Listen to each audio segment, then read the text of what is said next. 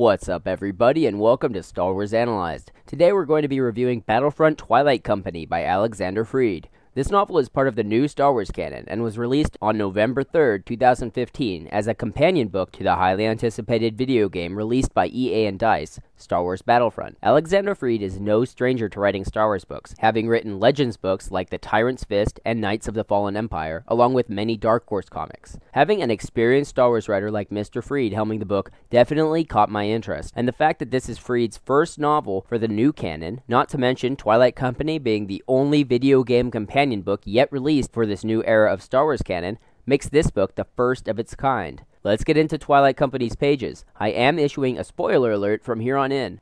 Battlefront Twilight Company takes place in the rather large window of time stretching from around 13 years after the events of Revenge of the Sith to around a year after Empire Strikes Back. The book follows the hard-hitting rebel ground force known as Twilight Company as they recruit new soldiers, execute vital mission orders, and cover the Alliance fleet as the rebels retreat from the Mid-Rim after overstretching themselves following the destruction of the first Death Star. The book is not told in standard chronological order. The narrative is mostly told from Twilight Company's point of view in the form of rebel officer Hazram Namir's perspective. The time period where most of the plot of the novel takes shape is during the Mid-Rim retreat during the Galactic Civil War. We follow Namir as he and his team set about capturing and delivering high-ranking Imperial governess and turncoat Ivari Chalice to the Alliance High Command during this epic retreat.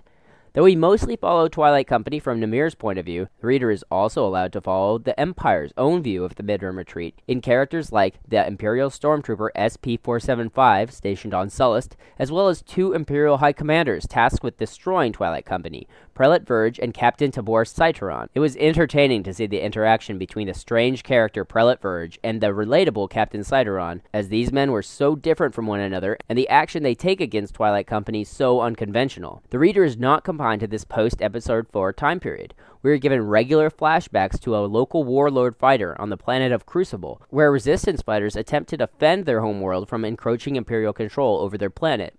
It was not immediately clear to me why we were given these regular interruptions to the flow of the Twilight Company plot and sent back to a time before the formation of the official rebellion even happened, until I got a bit further into the book. I soon figured out that the character on Crucible fighting the Empire all those years ago is in fact the same character that we were following in Twilight Company, Hazram Namir. The inclusion of Hazram Namir's early military career in Crucible's militia really helped flesh out his character and make him sympathetic to the reader. We can see why he is apathetic to the causes he fights for, and why he instead fights for the men and women beside him. He is not idealistic like so many of the rebel leadership. His squadmates like Charmer, Brand, Roach, and his company captain Hal are memorable in their own way and add weight to Namir's journey. After capturing Imperial information expert Ivari Chalice, Namir is required to deliver her to Hoth and the rebel high command stationed there so she can provide the rebellion with vital information on the Imperial war machine. Knowing that the rebel base on Hoth will fall under attack made this part of the book the most nerve-wracking to read, as I remember from Episode 5 how the defeat on Hoth nearly spelled the end for the rebellion and saw the deaths of many rebel troops. It was fun to see Chalice's sense of self-importance fall away as she and Namir encounter Darth Vader during the attack. Darth Vader is not the only movie character who receives a cameo in the novel. Nien Nunb, Lando's Celestin co-pilot, is later seen on Sullust when Namir is reunited with Twilight Company and helps Namir escape from our Stormtrooper character, SP-475. It felt strange to feel sympathetic for both Namir and SP-475 as their paths crossed fighting on opposite ends of the war,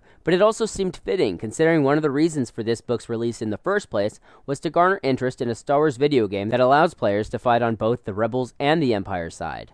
The fiery conclusion of the book was decidedly satisfying, as the lack of trust between Chalice and Twilight Company comes to a head, as well as the butting heads of the Imperial leaders Prelate Verge and Tabor Cyteron reaches a tipping point. All this happens as Twilight Company fights with their backs against a wall and no hope of escape. They are forced to make their most desperate plays and heart-wrenching sacrifices. I closed this book feeling as if my hair had been blown back at the dramatic ending and inwardly satisfied at the surprisingly robust character development and well-formed plot's neat wrap-up. It was impressive to me that Alexander Freed was able to form a story as complete as Twilight Company's is, all from a shooting game as inspiration. I rate Twilight Company 4.5 Wookie Cookies out of 5, and I give it a full recommendation for anyone interested in the Star Wars universe. I'm genuinely looking forward to reading more Star Wars canon from Alexander Freed. The book is really a great read, but there were a few problems that I do feel kept it from achieving a full 5 out of 5. For example, Prelate Verge, though interesting, felt more of a threat to his own empire than a threat to Twilight Company. The villain most spoken of and feared by our protagonist was actually Darth Vader, even though he only appeared briefly in the book.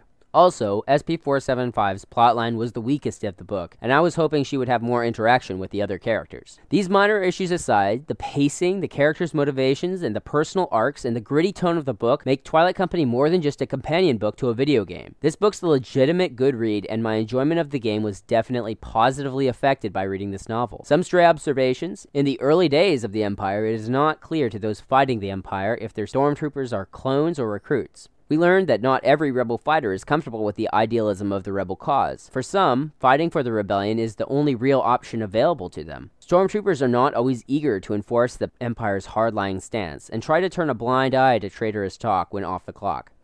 Luke, Leia, and Han are heroes to the rebellion, and new recruits sometimes take names matching their idols. I found it funny how doing this irritates some of the old rebel fighters. Utilizing lava flows as a weapon is something that never occurred to me, and is simply genius. Nien Nunb appears to be something of a hero to some of the Celestin people, and a terrorist to others. From what we see firsthand in the Twilight Company, Nien Nunb is a really capable and cool guy, and someone I'd like to have as my co-pilot.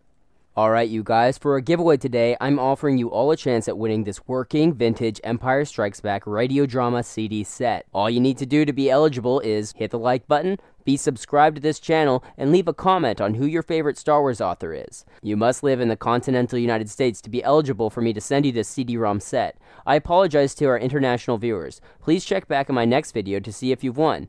If you guys would like to download a free audiobook and help out the show here, please go to audibletrial.com/datapad, and you can download a free audiobook, and that doing so helps me keep putting out videos. So thanks guys, check back in my next video to see if you've won, and remember...